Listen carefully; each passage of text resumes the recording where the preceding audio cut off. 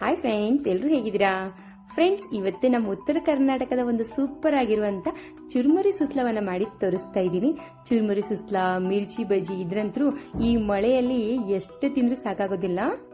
ಮೊದಲಿಗೆ ನಾನಿಲ್ಲಿ ಒಂದು ಬಾಣಲಿಗೆ 2 ರಿಂದ 3 ಚಮಚದಷ್ಟು ಎಣ್ಣೆಯನ್ನ ಸೇರಿಸ್ಕೊತಾ ಇದ್ದೀನಿ. ನಂತರ ಇದಕ್ಕೆ ಜೀರಿಗೆ ಮತ್ತೆ ಸಾಸಿವೆಯನ್ನ ಹಾಕಿ ಸ್ವಲ್ಪ ಚಟಪಟ ಅಂದ ನಂತರ ಹಸಿಮೆಣಸಿನಕಾಯನ್ನ ಸೇರಿಸ್ಕೋಬೇಕು.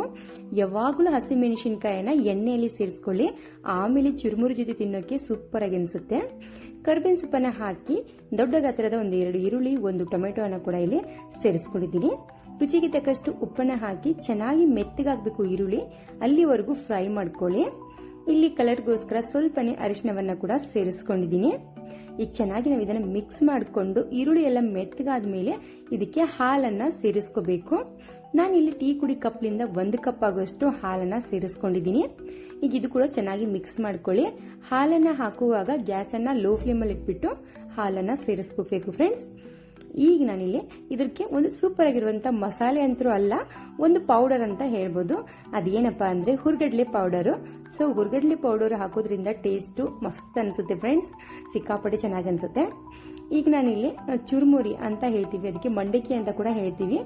ನೀರಲ್ಲಿ 1 ಸಾರಿ ಮಾತ್ರ ನಾವು ಇದನ್ನ ಈ ರೀತಿ ಡಿಪ್ ಮಾಡಿ ತಗೋಬೇಕು.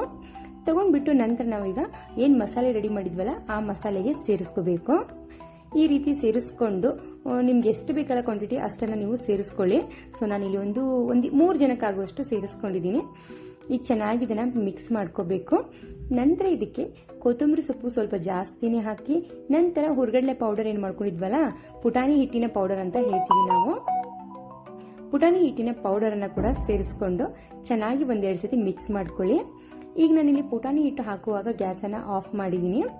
ಸೊ ಚೆನ್ನಾಗಿ 1-2 ನಿಮಿಷ ಮಿಕ್ಸ್ ಮಾಡಿಕೊಂಡು ಹಸಿಮೆಣಸಿನಕಾಯಿ ಜೊತೆಗೆ ಮಿರ್ಚಿ ಜೊತೆಗೆ ತಿಂತಾ ಇದ್ರೆ ಎಷ್ಟು ತಿಂದ್ರೆ ಸಾಕಾಗೋದಿಲ್ಲ ಫ್ರೆಂಡ್ಸ್. ಈ ವಿಡಿಯೋನ ನೀವು ಫಸ್ಟ್ ಟೈಮ್ ನೋಡಿದ್ರೆ ಪ್ಲೀಸ್ ನಮ್ಮ ಚಾನೆಲ್ನ ಒಂದ್ಸತಿ ಚೆಕ್ ಮಾಡಿ. ತುಂಬಾ ವೆರೈಟೀಸ್ ಆಗಿ ಮತ್ತೆ ಸೂಪರ್ ಆಗಿರುವಂತ ರೆಸಿಪಿಯನ್ನ ಹೇಳ್ಕೊಟ್ಟಿದ್ದೀನಿ. ಸೊ ನೀವು ಇನ್ನೊಬ್ಬರು ಕೂಡ ಈ ವಿಡಿಯೋನ ಶೇರ್ ಮಾಡಿ. ಹಾಗೆ ನೀವು ಈ ವಿಡಿಯೋನ ಎಲ್ಲಿಂದ ನೋಡ್ತಾ ಇದ್ದೀರಾ, ಯಾವ ಊರ್ಲಿಂದ ನೋಡ್ತಾ ಇದ್ದೀರಾ ಅಂತ ಪ್ಲೀಸ್ ಕಮೆಂಟ್ ಕೂಡ ಹಾಕಿ ಫ್ರೆಂಡ್ಸ್. ಮತ್ತೊಂದು ವಿಡಿಯೋ ಜೊತೆಗೆ ಮತ್ತೆ ಸಿಗ್ತೀನಿ. ಈ ವಿಡಿಯೋ ನೋಡೋದಕ್ಕೆ ಥ್ಯಾಂಕ್ ಯು ಸೋ ಮಚ್.